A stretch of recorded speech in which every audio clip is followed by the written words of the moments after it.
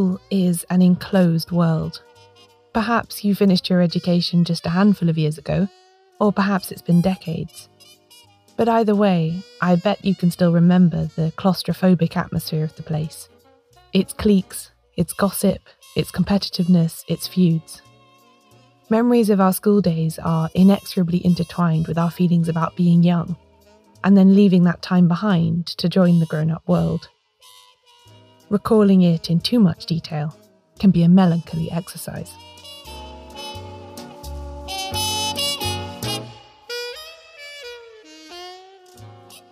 For a lot of these reasons, schools have long been a popular setting for fiction.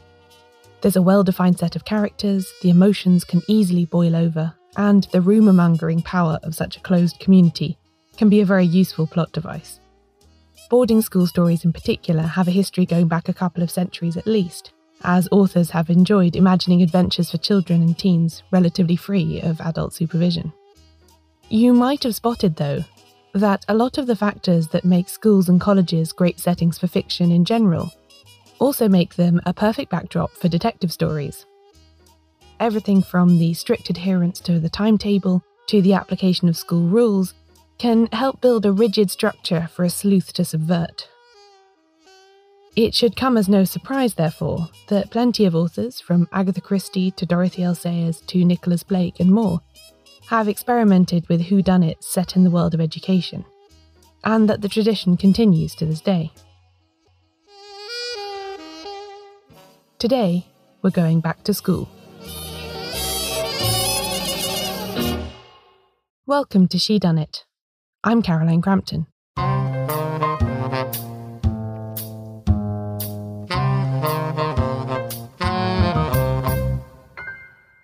The very first school story is generally considered to be a set of linked short stories by the writer Sarah Fielding, published in 1749 under the title The Governess or the Little Female Academy.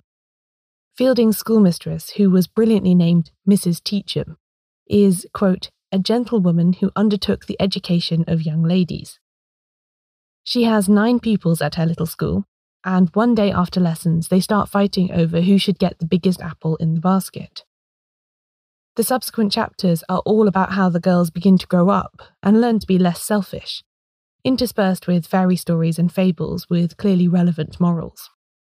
It's a very early example of a full-length work written to be read by children, and appeared at a time when it was only beginning to be appreciated that children had their own tastes and interests separate from adults. Up until this point, the few books for or about children that had been published were generally very transparently aimed at moral or religious education, thinly disguised versions of the catechism or Bible stories.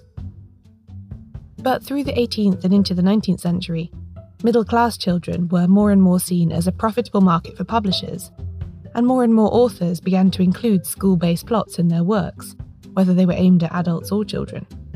After all, school should be a pretty universal experience, and we start to see that in fiction, from Charlotte Bronte's Jane Eyre from 1847 to Charles Dickens's David Copperfield in 1850, and then perhaps the most famous 19th century school story, Tom Brown's School Days by Thomas Hughes, which was published in 1857. The wild popularity of this last book made this subgenre of books set in schools a fixture. In England, boarding school, also sometimes called public school, was a popular educational route for the very rich who could afford to pay the fees.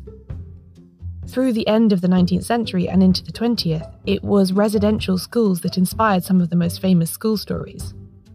Since there were different schools for boys and girls, different authors were writing different stories on each side. Some of the most famous girls' school stories come from Angela Brazil, who published her first one, A Terrible Tomboy, in 1904, and Enid Blyton, who began her school writing career with The Naughtiest Girl in the School in 1940, quickly followed by works in her other school series, St Clair's and Mallory Towers. For boys, the Billy Bunter stories by Charles Hamilton and the Jennings series by Anthony Buckridge, also both from the first quarter of the 20th century, dominate. I was a huge fan of all these series when I was a child, but my absolute favourite was the Chalet School series by Eleanor Brent Dyer. I devoured those books, reading them over and over again, and to be quite honest, I often do open them again now when I feel like my brain needs a rest or I want to feel safe and cosy. But it wasn't until recently that I began to see the connection between the closed world of the early 20th century boarding school story and the classic whodunit. Yet crime is a popular theme in these stories, albeit mostly of a who took the last biscuit from the tuck box kind, and pupils often take on the mantle of impromptu amateur detective to solve the puzzle. Long before Agatha Christie wrote a murder mystery set partly in a girls' boarding school, authors like Blyton and Brent Dyer were experimenting with what it could mean to introduce a sleuthing element to a school story.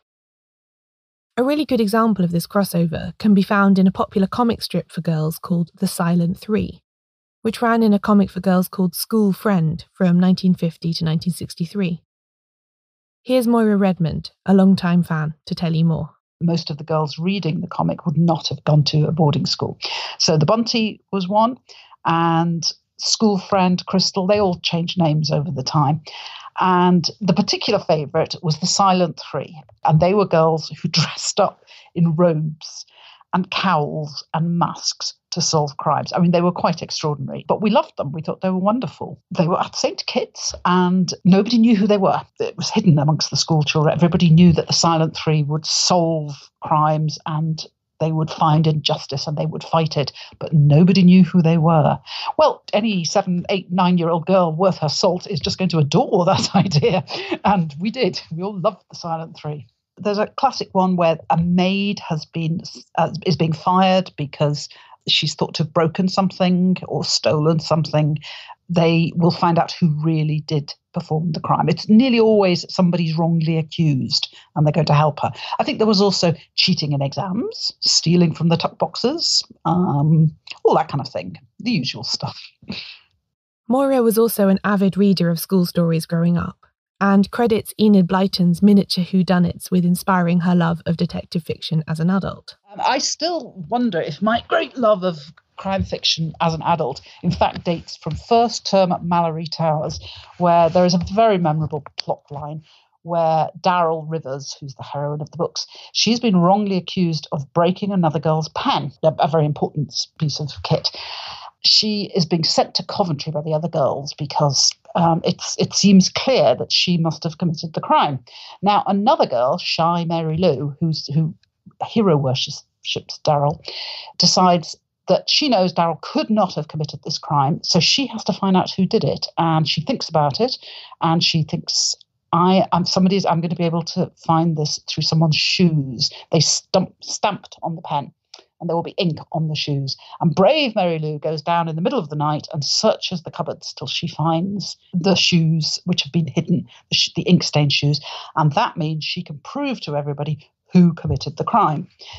And the really embarrassing thing is that I haven't had to check that or look that up. I remember every detail of this plot line. Really, a rather large number of years, I haven't had to check any of that. I know that. That's what happens in first term in Mallory Towers.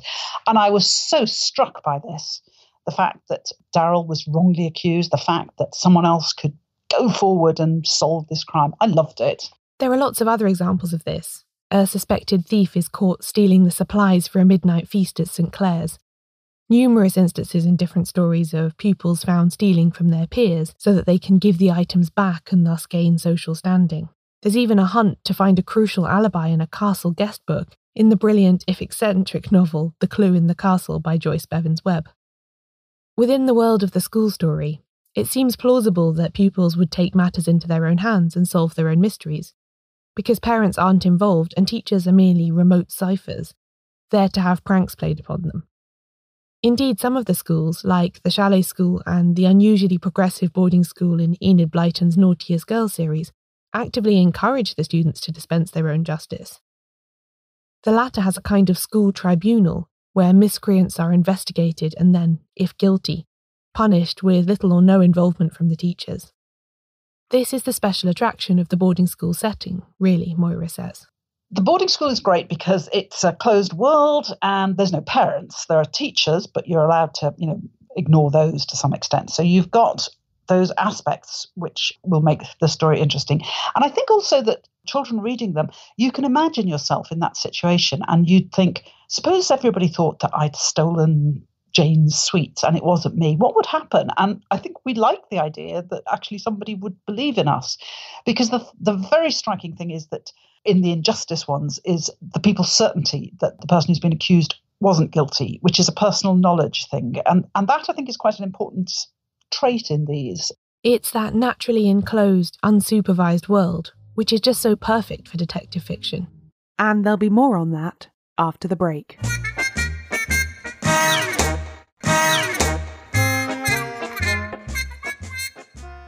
When I think about true Golden Age detective fiction that has effectively utilised the school setting, the most school story-ish title that comes to mind is Nicholas Blake's A Question of Proof from 1935. As we heard in episode 14, Blake was the pseudonym of the British poet laureate Cecil Day Lewis, and this was the first of over a dozen detective novels he wrote featuring his amateur sleuth Nigel Strangeways. In this story, Strangeways is called into a boys' boarding school by a friend who's a teacher there, after one of the pupils has been found strangled inside a haystack on the school sports day. As he gently probes into the various goings-on at the school, he brings to light all kinds of tensions among the staff, including illicit affairs and workplace bullying, as well as a brilliant, mysterious secret society run by the boys. The rigid framework of everyday school life proves invaluable to Blake in constructing the plot too, with Strangeways able to rule people in or out of the frame by testing where they really were against the school timetable. It's a smart, only mildly improbable story that, in my opinion, far outshines the rest of the Strangeway novels, just because it makes such good use of its boarding school setting.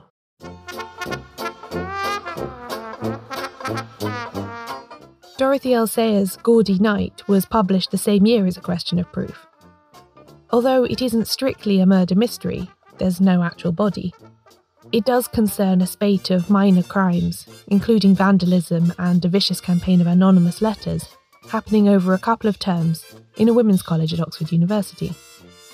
The students and dons all live in the college, so it's an awful lot like a boarding school, with a set routine, uniform, and controlled entrance and exit points to give the writer some restrictions around which to mould her plot.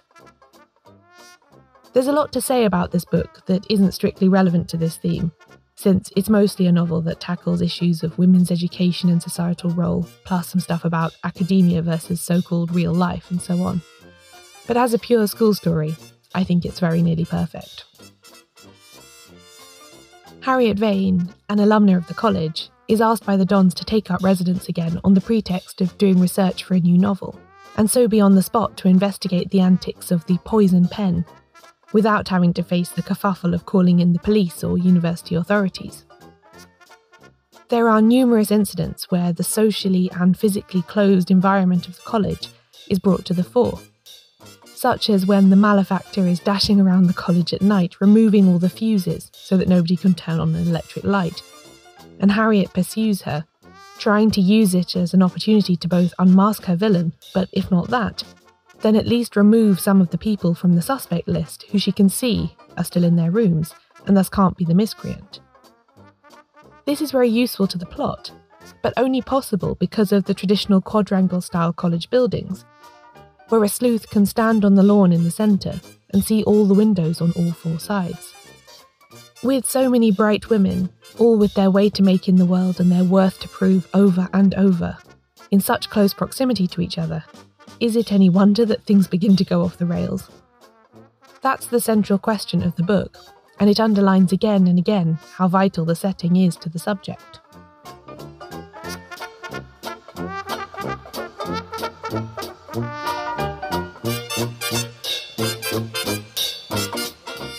Josephine Tay also chose a further education establishment as the setting for her school-based mystery, Miss Pym Disposes, which was published in 1947. Leys is a physical training college for young women who want to work as sports teachers, and the titular Miss Pym is a psychologist and a friend of the head of the college who visits to give a talk. Almost all of the book is taken up with Lucy Pym's observations of college life, of how the young women cope with the stresses of the extremely rigorous course they're taking, and of how they interact with each other.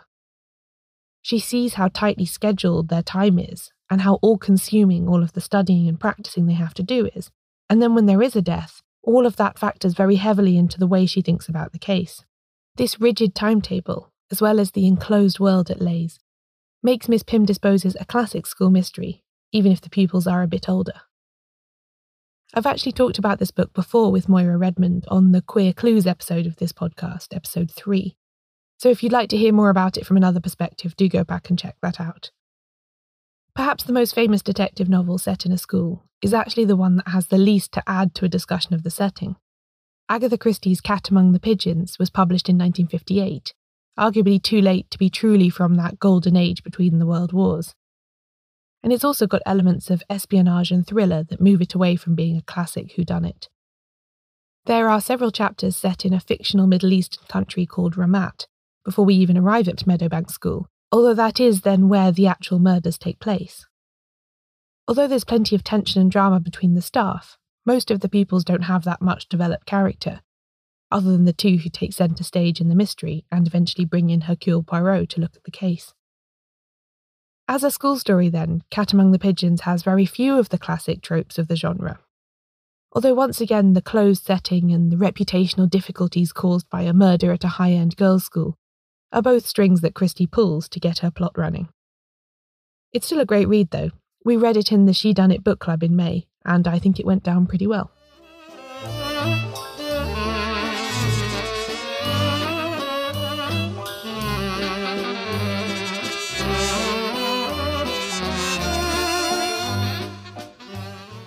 So we've established why schools are popular settings for detective novels, and looked at a few examples of how writers have handled them. But something I'm very aware of with this topic is that authors are still tackling it today. Just in the last few years, there have been some great examples of school or college-based crime stories, such as Antonia Fraser's Quiet as a Nun, Tana French's The Secret Place, and most significantly for me, because I'm a big fan of hers, Robin Stevens's Murder Most Unladylike series. This last is probably the most classically inspired school-based detective story since the Golden Age itself. It's set in the 1930s at the fictional girls' boarding school Deepdene and follows the adventures of two pupils, Daisy Wells and Hazel Wong, as they solve the murders that seem to happen fairly regularly in their vicinity. Here's Robin explaining how she got the idea to combine these two kinds of story. But when I was 13, I was sent to boarding school at Cheltenham Ladies' College in Cheltenham, which is, of course, one of the very big, very old, very fancy British boarding schools. And I turned up there I grew up in England. I was born in America, but I was raised very American. My mother, sort of gave me all the American food, American holidays, American accent, as you can hear. So I turned up at Cheltenham and I just was bewildered by it. There are all these rules that nobody told you, but you just had to know. Like there was a staircase. You could only go up if you were a fifth former or above, but I didn't know that. And I went up it and I got told off. And I just kept being brought up short by all these strange things that everyone acted like were normal. And I thought then it would just be such a great place to set a murder mystery because it's so enclosed, it's so weird, everybody knows each other very well, ticks all the boxes for sort of a perfect setting. And I also really wanted to write a story about my own experiences at boarding school because I had been a big fan of Enid Blyton and all of her school stories. And so I was really thrilled to go off to boarding school. And it was sort of like that, but it was different in these sort of small but crucial ways. And I wanted to put those differences down into a book. And so just the idea floated in my head. I think even while I was at Cheltenham, thinking it would be so great to write a story about my experiences. It'd be so great to write a murder mystery. It'd be so great to write a murder mystery at a boarding school. And so even though I didn't sit down and actually start to write Murder Most Unladylike till I was 22 and I'd left school for about 4 or 5 years, I'd been out of school, I'd been through university. I think I was thinking about it from a very early age. I added in some stuff that I wished had been at my school but wasn't. So when I was at Cheltenham, there was a blocked off little passageway that it used to go from, I think it was from the hall to the west wing of the school. And girls used to go under there to hide from rain while they went between lessons. and the hall. And I wish that had been open. I thought that was such a cool, creepy thing. And so in my Deep Dean, it is open. It is still there. And Daisy and Hazel get into it at one important point of Murder Most Unladylike. Robin's books, like most early 20th century school stories, are written to be accessible to younger readers. But she's also very conscious of working within the traditions of detective fiction. As such, she keeps both the Deep Dean School rules she's invented and the rules of detective fiction in mind when creating her plots. I take rules seriously. I like thinking about them. I like working within them and playing with them and choosing which ones to break carefully and then breaking them as hard as I can. So, yeah, I'm definitely an observer of fair play, like Agatha Christie.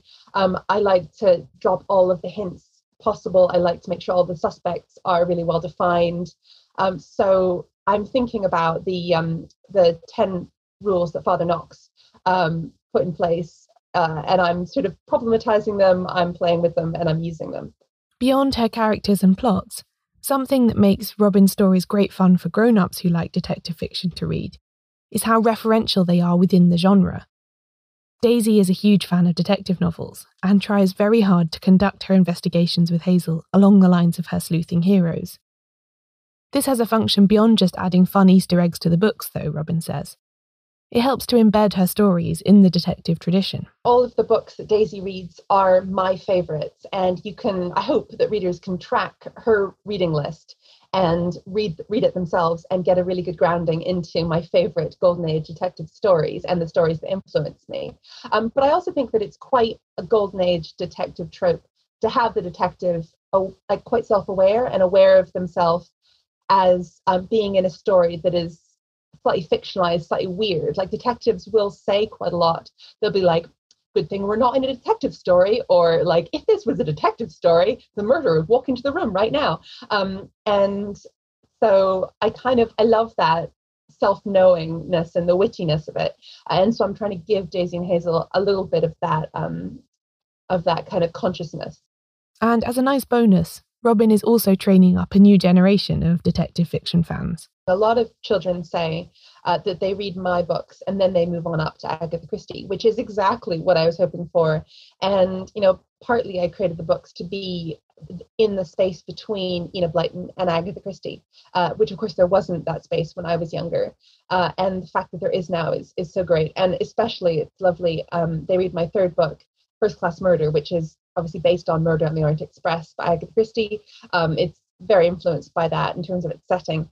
And then they go and read or watch Murder on the Orient Express, and that's how they get into Agatha Christie. So it's all working perfectly, as I hoped. Robin has now written 7 full-length Deep Dean novels and some short stories, and the 8th instalment, Top Marks for Murder, is out on the 8th of August. However, she's not tired yet of working with the school setting. It's endlessly interesting to her. I think boarding school particularly is just so fascinating because it's got the element of being enclosed, being separated off from the rest of the world. And all of the people inside a boarding school are in some way separate, in some way special. Partly special, because they've sort of been selected in some way by wealth or attainment or, some other characteristic. But it does make them different, makes them interesting. And it makes them really weird. And I think that any setting where you're in a small enclosed space with a group of people around you, you become, you get your own slang, you get your own way of thinking, and you all talk to each other in a way that you sort of forget isn't the way that everyone else in the rest of the world talks. And so you can get very very narrow focus and sort of start forgetting that the wider world exists. And that is definitely something I remember from my boarding school days, that all that mattered were the girls around me, and how, whether we were friends, whether we were arguing, who had been mean to who, what you heard about this teacher or that teacher, it was all just so precise and so narrow. And I think that it breeds resentment, it breeds tension and suspicion and stress.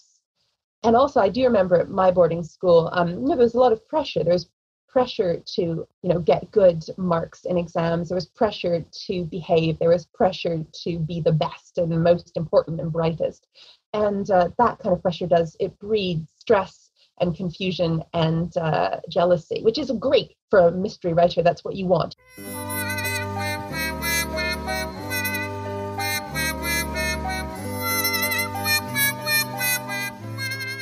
The heyday of the pure boarding school story and the golden age of detective fiction might both be far in the past now. But it's reassuring to know that the tropes that first attracted writers to them remain a strong draw.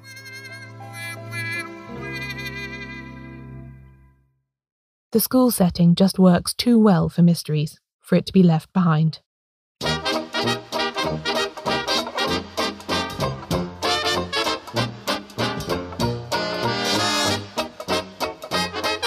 This episode of Shedunnit was written and narrated by me, Caroline Crampton. You can find out more about the podcast and everything it covers at shedunnitshow.com, where there are also transcripts of every episode. Shedunnit is edited by Euan MacAleece. Production assistance from Leandra Griffith. Member support for the Shedunnit Book Club from Connor McLoughlin. Thanks for listening. I'll be back soon with a new episode.